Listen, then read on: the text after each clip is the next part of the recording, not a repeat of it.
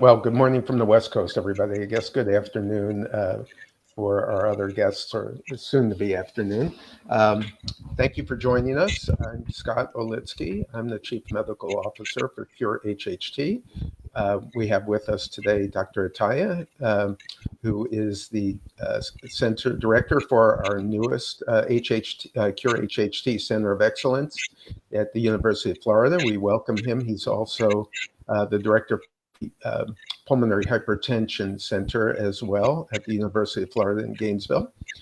Kelsey is a patient who has graciously agreed to join us for this conversation.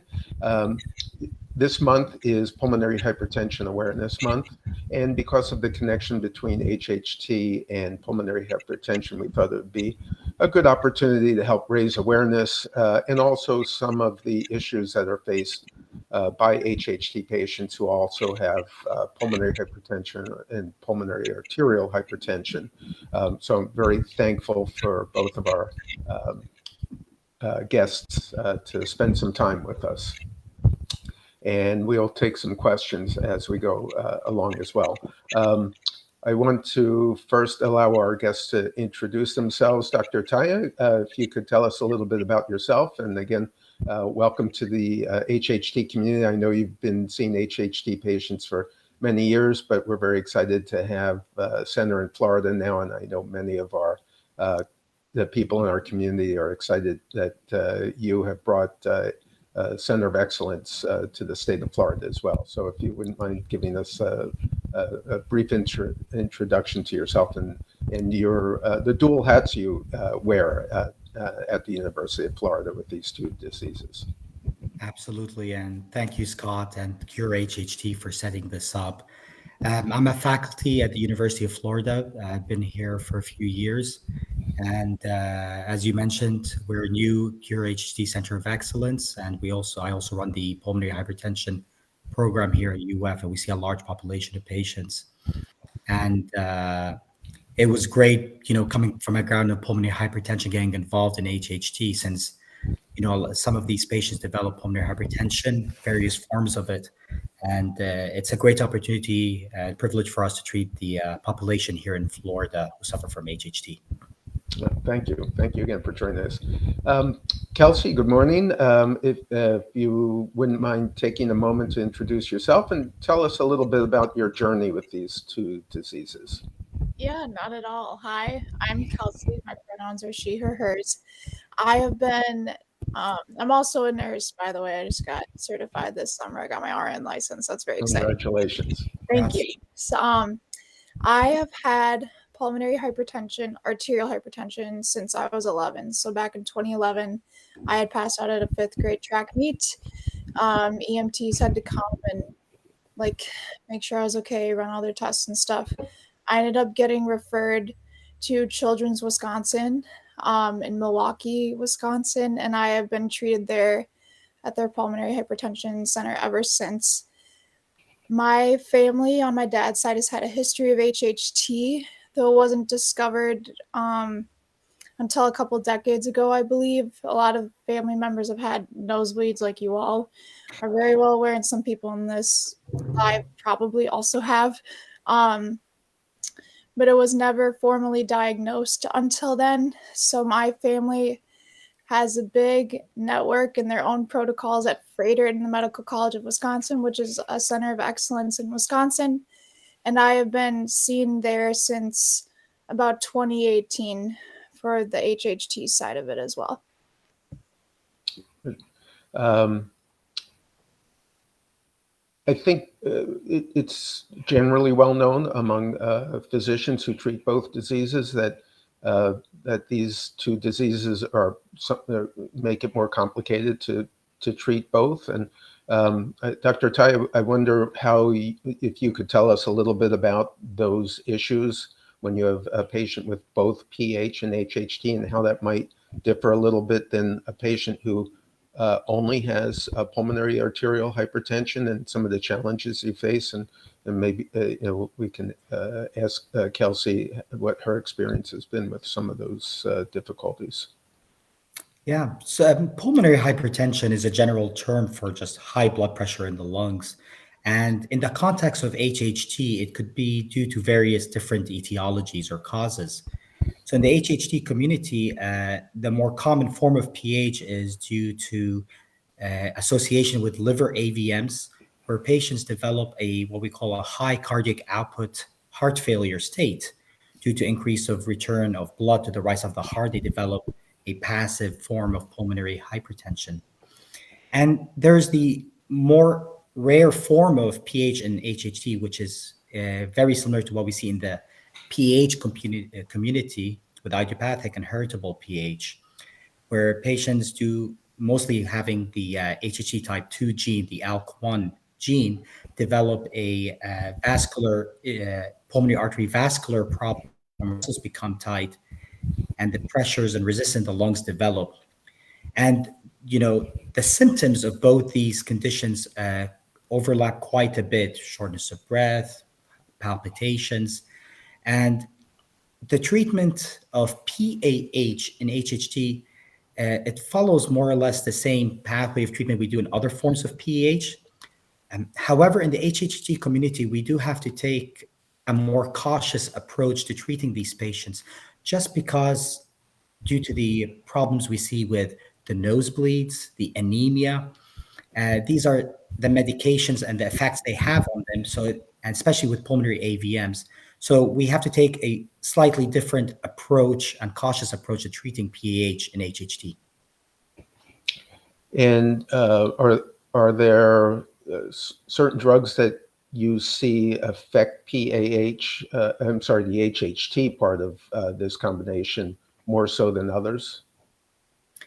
We do.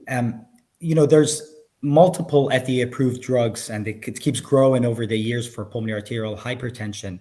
And we see that patients, when they go on a combination of the phosphodiesterase inhibitors or prostacyclins for PH, they notice, due to various mechanisms, an increase in nosebleeds, whether that's due to increase in blood flow through these telangiectatic lesions in the nose, or even due to the inability for platelets to clump or bind together. Patients definitely do notice an increase in nosebleeds, and some of these other medications, even like the endothelin receptor antagonists, do predispose to even worsening of anemia. So patients notice even worsening of their iron deficiency anemia overall as well with these medications. I see. And I suspect anemia is very common, of course, in HHT patients in general, but in a patient with PAH can be especially devastating given the stress it places on the heart, the additional stress. Absolutely. The heart's already especially in PH, it's not well managed.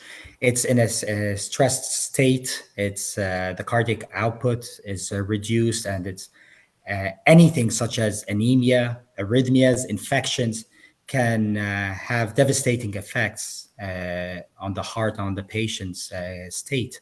So part of the management as well is focusing on keeping the volume status down, such as watching the salt and fluid, diuretics, and of course treating the anemia and any abnormal heart rhythms, for example. I see. Kelsey, it sounds like you've been through some of these specifics in your journey. Yeah, I absolutely have. Back in 2018, I had undergone a change of my PAH therapies because I had passed out during a stress test. So I got put on subcutaneous Remodulin, administered through the pump, which some of you may be familiar with. And at that time, when I had gotten admitted to the cardiac ICU to that titration, they were also trying to figure out why I was so anemic, because I had never had problems with anemia up until then. My hemoglobin was like down in the low 7s. I was really not feeling well. And they had figured out it was the HHT. It was just a matter of where was this bleeding occurring. And after a colonoscopy, an upper EGD, and then a capsule endoscopy I had done, it was found that I had a ton of those AVMs in my small intestines that were actually bleeding microscopically over time. So my version of bleeding in HHT is different than a lot of people's. Thankfully, the nosebleeds are not an issue for me. It's rather the bleeding in my small intestines that occurs. And I go through the waxing and waning of anemic episodes, needing to get iron infusions and all of that.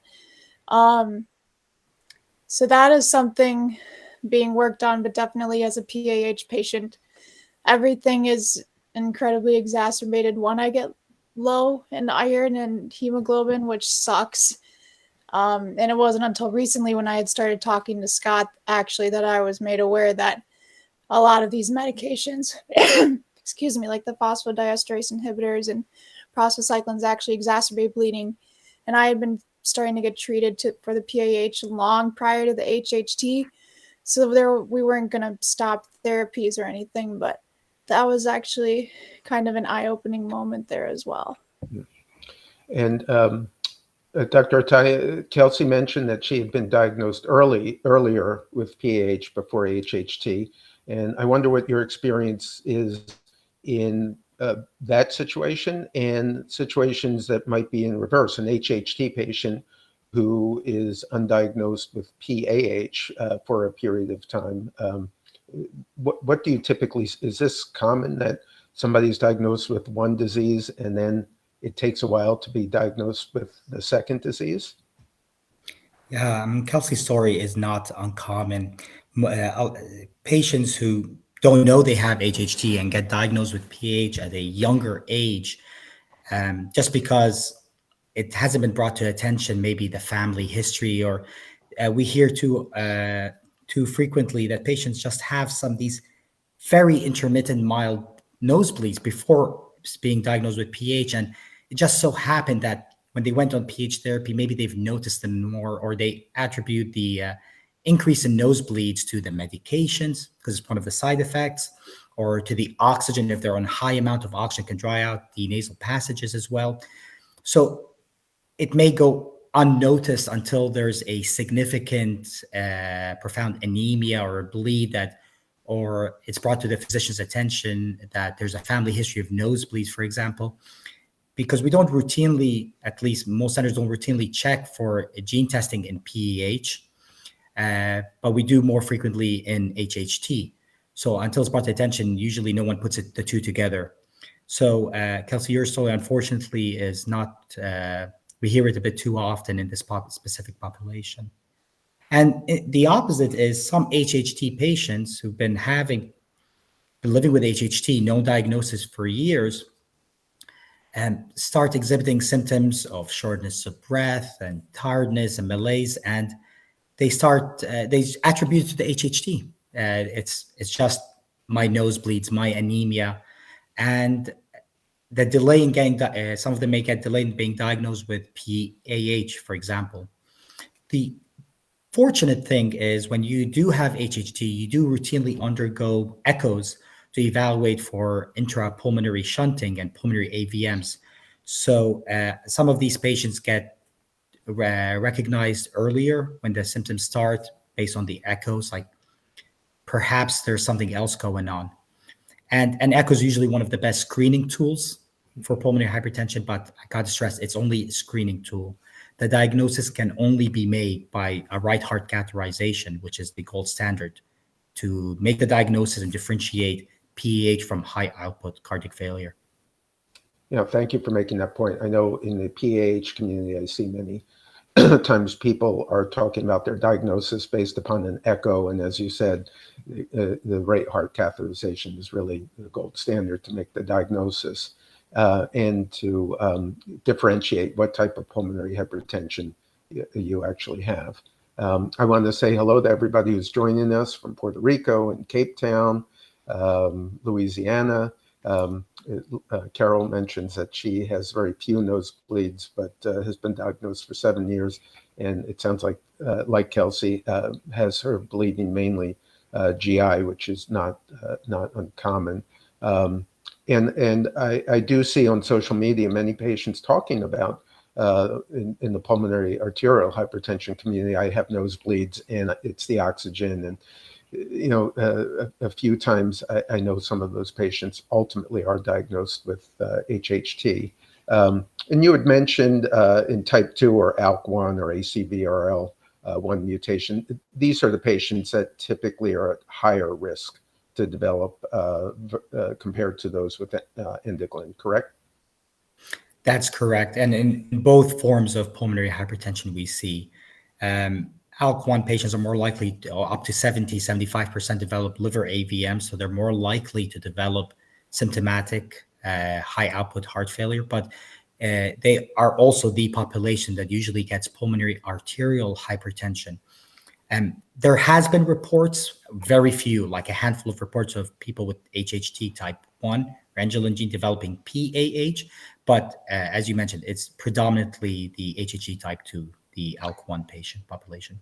And I suspect the symptoms in those HHT patients can be, very easily thought to be from HHT, anemia, pulmonary AVMs.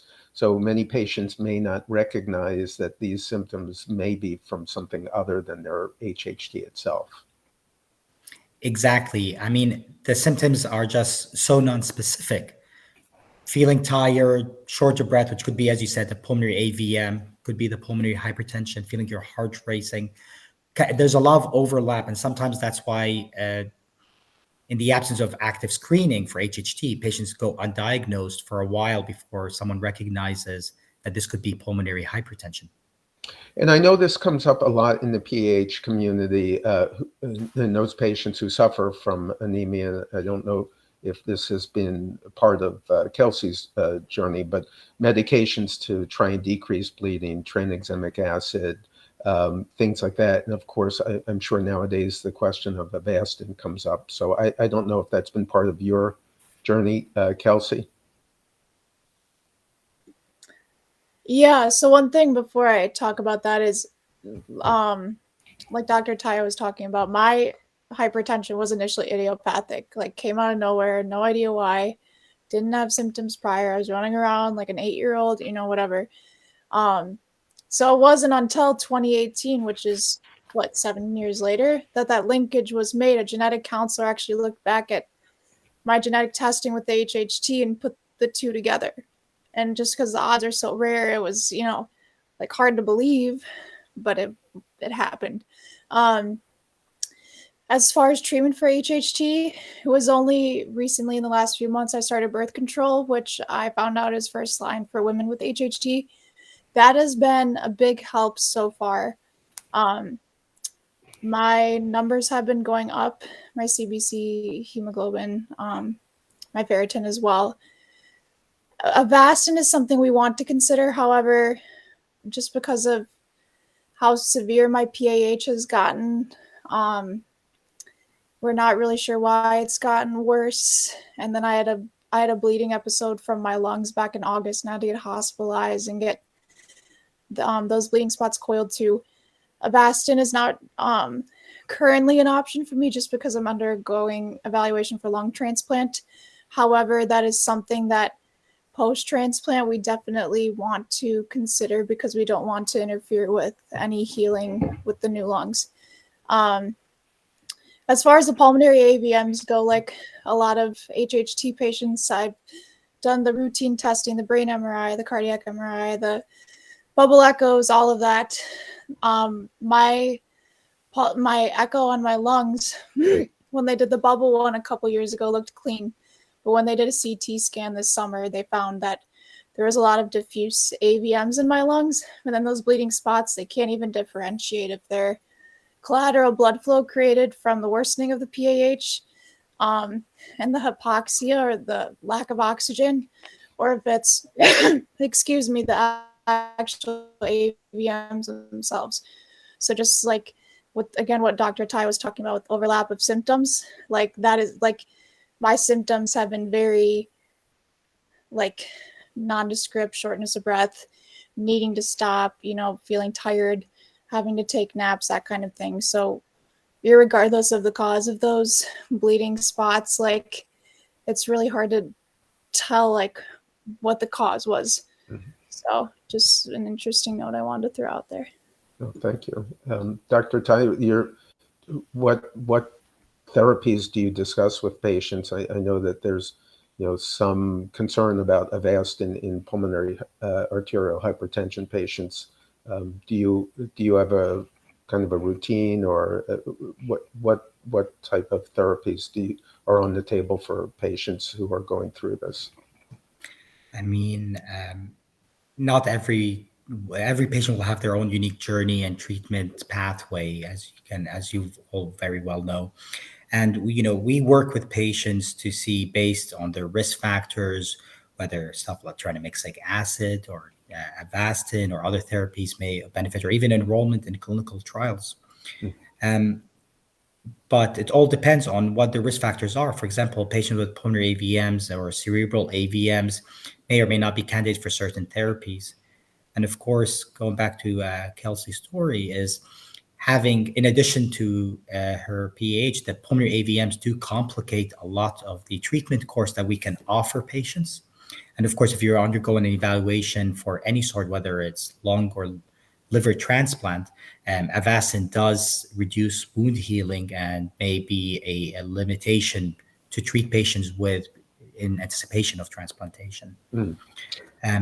But we utilize whatever we feel is best for the patient. But it seems a lot of patients prefer topical agents to start with, and moving on more systemic based on their needs. Okay, and as Kelsey mentioned, these are rare diseases. We think of HHT as a common rare disease, and PAH is even rarer.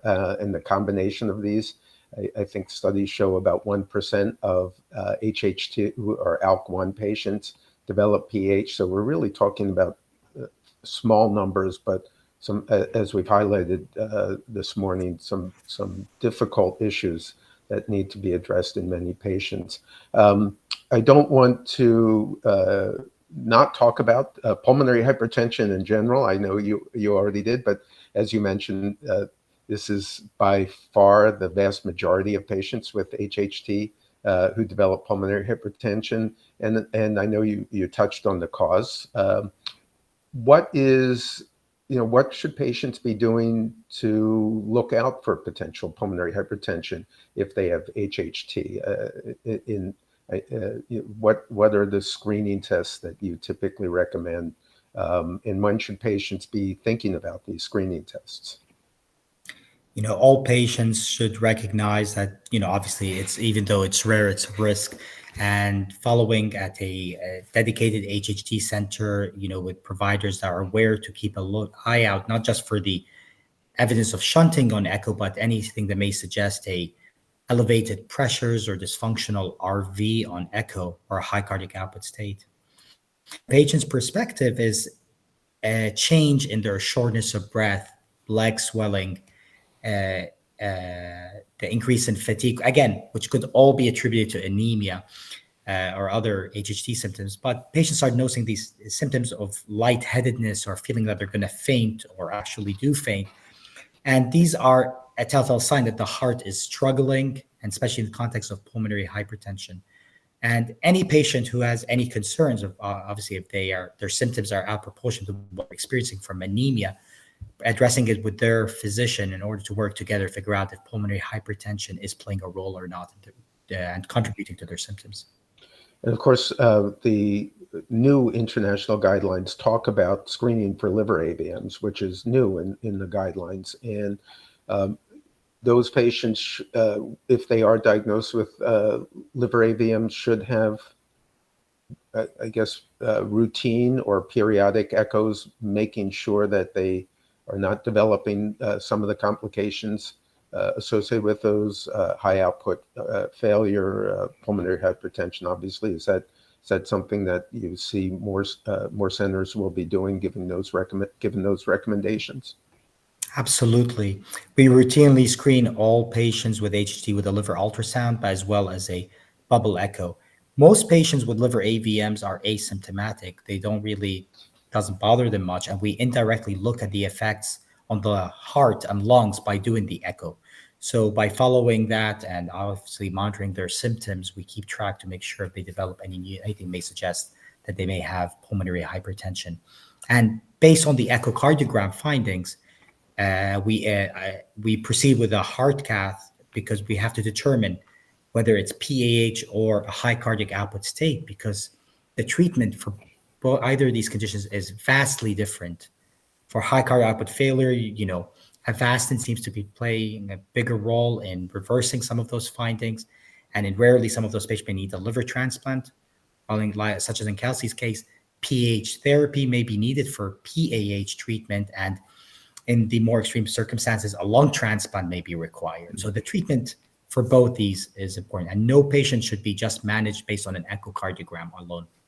Those are great points. Thank you. And Bernie in the chat mentions he has liver AVMs. And, this is something that's evolved over the last decade. It used to be thought that liver AVMs were fairly benign. And fortunately, as you mentioned, many patients they are, but now we recognize the risk of high output cardiac failure, and along with that pH in these patients. I know we're coming up on near the end of our time here. Kelsey, anything that you would like to add to wrap up our conversation for the community that's watching and will be watching later as we're recording this? Yeah, I was going to say, Scott, you were talking about how in some of these PAH support groups on Facebook that you're in and I'm in as well, a lot of people when they initially get diagnosed, get really nervous, and they do the doomsday Google search, and WebMD tells you got 5 years to live. No, not true. If anything, I'm living proof of that. I had 11 years of really well managed hypertension. I got to do just about everything I wanted to. So if you have PAH, definitely valid to be scared. It's okay, but know that it is absolutely not a death sentence. If you are managed on therapies and you're being followed not just by a regular cardiologist at your local community hospital, but a PAH doctor, a pulmonary hypertension specialist, this is definitely a disease you can live with. And though the end prognosis or the end outcome usually for people ends up being lung transplant, it is incredibly livable to have a lung transplant also. So don't, life is not over. It's okay. Don't do the Google search. That is absolutely not going to help you. But lean on the people around you, and lean on the resources that are available to help you find, a specialist that works for you, and a Cure HHT Center of Excellence. So, yeah, if anybody wants to find me on Facebook, Kelsey Wedding, feel free to reach out. I'd be happy to, share more of my story and, help people in any way they need it. Well, yeah, that's great information, and you're right. Things have changed, as Dr. Ataya said. New medications, and seeing a pulmonary arterial hypertension specialist is so important. And much of the news on Google is not relevant and not true anymore. Unfortunately, we have these great medications that have helped people, and we continue to get more. And we have people like Dr. Ataya who are experts in both diseases for those patients who do face this challenge. And we appreciate people like Dr. Ataya helping our community. And any last thoughts, Dr. Ataya, that you have for the community? Kelsey, thank you so much for being part of this community and being a resource for other patients. And I think that's one of the more important things, is the Cure HHT community being able to communicate, share their stories and their journeys together helps guide some of these patients. And to Kelsey's point, it's very important that seeking care at a HHT Center of Excellence, even a PHA Center of Excellence, where patients with such an extremely rare combination of disease can get the best care possible. Because to Kelsey's point, you read all the stuff online that's almost like death sentence to patients, but with the right physicians, with the right support group and environment, patients can live great, fulfilling lives and get the care they need. So thanks again, Kelsey. Thank you both for joining us. We really appreciate it. And as Kelsey mentioned, she's available. I can be reached on Facebook also. The Cure HHT website has information on these topics, and thank you all for joining us this morning. Thank you again, both of you. Yeah, thank you for Thank you, having me. Scott. Good morning. Enjoy the rest of your day. Bye-bye. Bye-bye.